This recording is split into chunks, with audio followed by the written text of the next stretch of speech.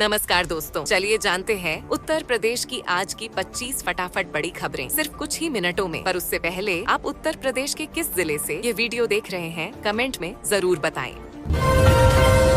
उत्तर प्रदेश में क्षेत्रीय AI impact सम्मेलन 2026 की शुरुआत आज लखनऊ में हुई, जहां केंद्रीय मंत्री जितिन प्रसाद ने राज्य को एआई हब के रूप में पेश किया। सम्मेलन में सार्वजनिक स्वास्थ्य और कृषि में एआई के उपयोग पर चर्चा हुई। अधिकारियों ने बताया कि इससे नवाचार बढ़ेगा और नई परियोजनाएं शुरू होंगी। सीएम योगी आदित्यनाथ ने कहा कि एआई से सेवाएं अधिक कुशल होंगी। आयोजन में राष्ट्रीय विशेषज्ञों ने भाग लिया और साझेदारियां बनी। इस सम्मेलन से तकनीकी क्षेत्र में निवेश की संभावना बढ़ी है।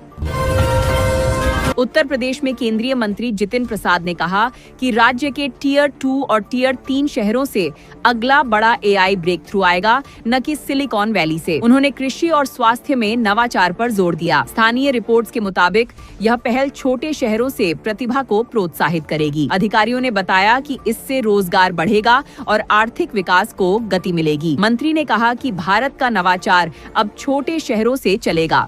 इस बयान से युवाओं में उत्साह बढ़ा है।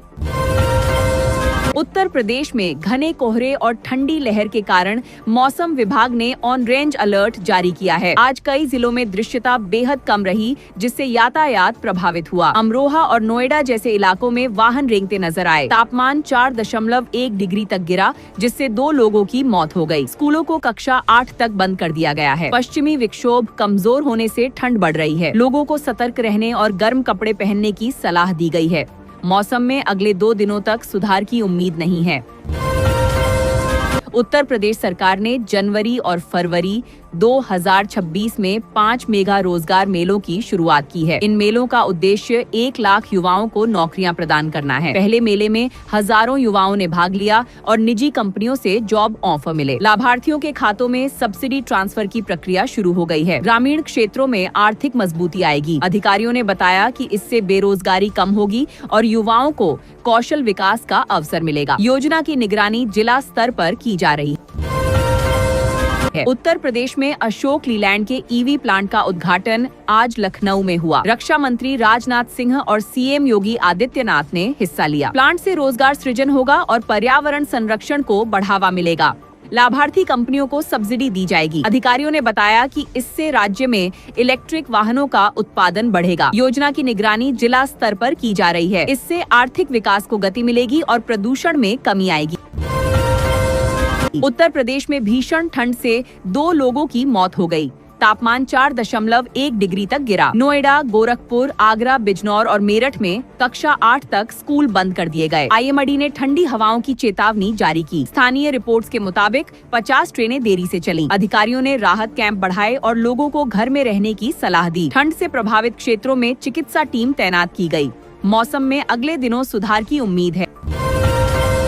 उत्तर प्रदेश में मकर संक्रांति पर 15 जनवरी को स्कूल बंद रहेंगे। सीएम योगी आदित्यनाथ के संशोधित आदेश के अनुसार पहले 14 जनवरी की छुट्टी थी, लेकिन अब इसे 15 पर स्थानांतरित किया गया। स्थानीय रिपोर्ट्स के मुताबिक ठंड के कारण कई जिलों में पहले से छुट्टियां हैं। अधिकारियों ने कहा कि इससे छात्रों की सुरक्षा सुनिश्चित होगी। अभिभावकों ने इस फैसले का स्वागत किया। शिक्षा विभाग ने ऑनलाइन कक्षाओं की व्यवस्था करने के निर्देश दिए। उत्तर प्रदेश सरकार ने 2026 में 1,50,000 सरकारी नौकरियां देने की योजना शुरू की है। पहले चरण में मेन आवेदन प्रक्रिया खोली गई और योग्य उम्मीदवारों का चयन होगा। लाभार्थियों को प्रशिक्षण भी दिया जाएगा। अधिकारियों का कहना है कि इससे बेरोजगारी कम होगी और युवाओं को स्थिर रोजगार मिलेगा। योजना के तहत विभिन्न विभागों में भर्तियां होंगी। जिला स्तर पर कैंप लगाए जा रहे हैं। सरकार ने समयबद्ध तरीके से क्रियान्वयन पर जोर दिया है। उत्तर प्रदेश में ग्रीनफील्ड हाईवे परियोजना को केंद्र सरकार ने 5,700 करोड़ की मंजूरी दी। 112 किलोमीटर लंबा एलिवेटेड कॉरिडोर बनेगा। अधिकारियों ने बताया कि इससे यातायात सुगम होगा और आर्थिक विकास को बढ़ावा मिलेगा। स्थानीय रिपोर्ट्स के मुताबिक 5,700 करोड़ की मंजूरी दी गई। निर्माण कार्य जल्द शुरू होगा। परियोजना से रोजगार के अवसर बढ़ेंगे। पर्यावरण मानकों का पालन किया जाएगा। जिलों में सर्वे पूरा हो चुका है और भूमि अधिग्रहण प्रक्रिया चल रही है। है। उत्तर प्रदेश में एसआईआर के बाद मतदाता सूची से 2.89 करोड़ नाम हटाए गए। मुख्य निर्वाचन अधिकारी नवदीप रिणवा ने बताया कि ड्राफ्ट सूची में 12,55,56,000 मतदाता बचे हैं। 2.17 करोड़ नाम स्थानांतरित, 40 लाख मृतक और 25.4 लाख डुप्लीकेट थे। आपत्तियां 6 फरवरी तक ली जाएंगी। अंतिम सूची 6 मार्च को जारी होगी। अधिकारियों ने कहा कि हटाए गए नाम फॉर्म 6 से जुड़ सकते हैं।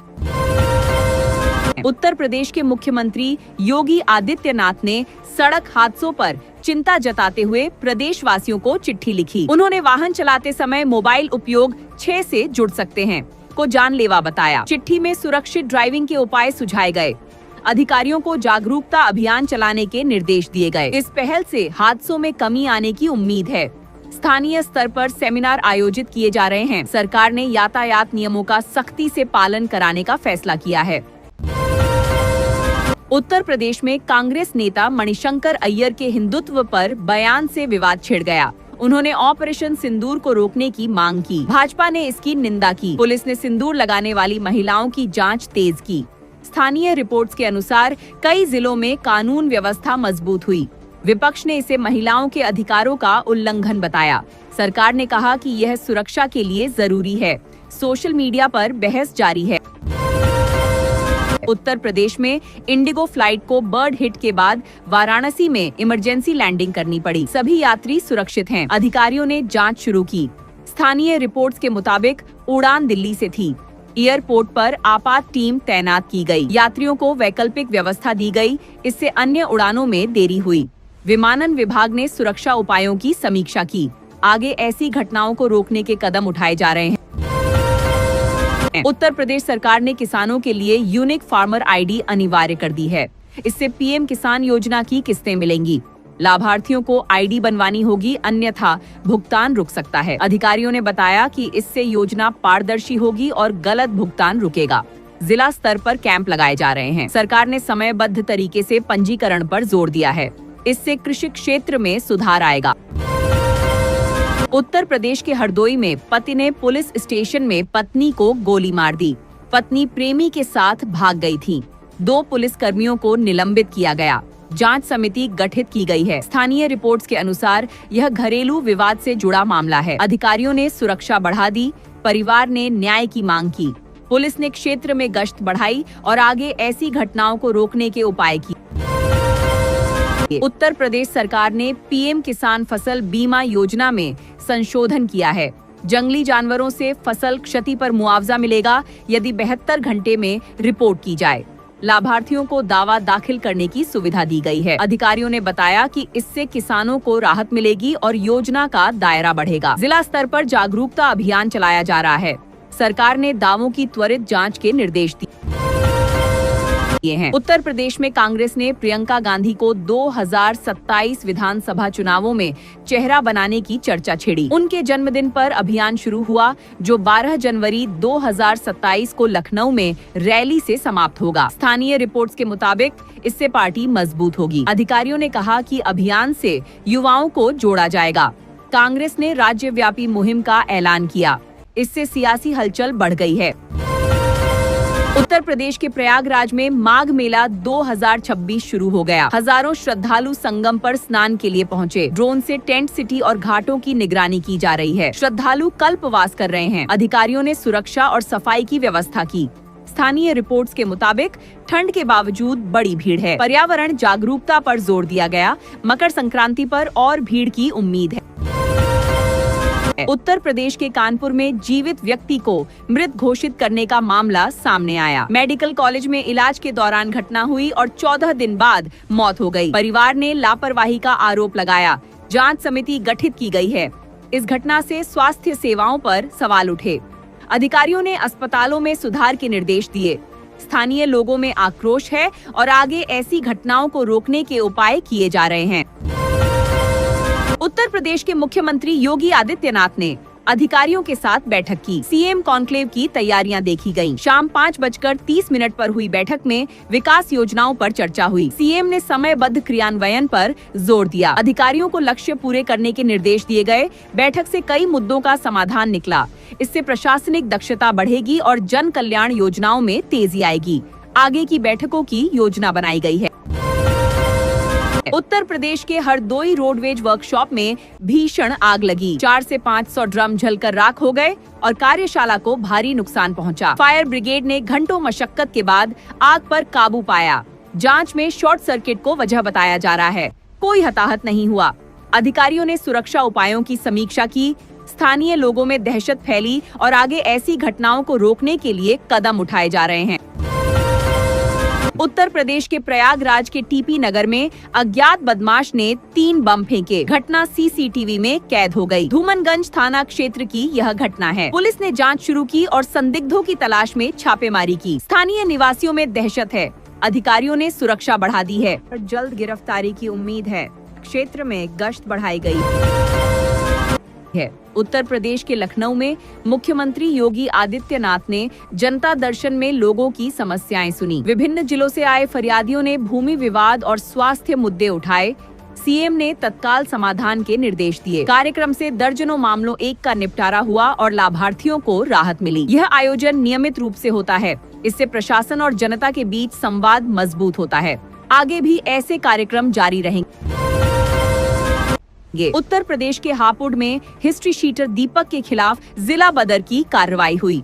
जिलाधिकारी के आदेश पर पुलिस ने ढोल बजवाकर मुनादी कराई। स्थानीय रिपोर्ट्स के मुताबिक 3 घरों की पहचान की गई। बैरिकेडिंग से लोगों की आवाजाही रोकी गई। अधिकारियों ने कहा कि इससे कानून व्यवस्था मजबूत होगी। क्षेत्र में सुरक्षा बढ़ाई गई। मामले की जांच जारी है और आगे कार्रवाई की जाएगी। उत्तर प्रदेश की राज्यपाल आनंदीबेन पटेल ने 69 युवाओं से बातचीत की जो राष्ट्रीय युवा महोत्सव में भाग लेंगे। राजभवन में आयोजन हुआ। राज्यपाल ने पगड़ी की महत्ता बताई और सफलता की शुभकामनाएं दी। स्थानीय रिपोर्ट्स के मुताबिक युवाओं को उत्तर प्रदेश का सम्मान बढ़ाने को कहा। अधिकारियों ने बताया कि इससे युवा उत्साहित हुए। कार्यक्रम से सांस्कृतिक आदान प्रदान बढ़ेगा। आगे दिल्ली में सम्मेलन होगा।